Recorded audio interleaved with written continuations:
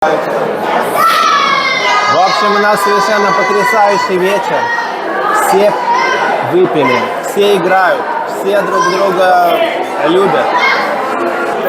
Мы невероятно вкусно покушали.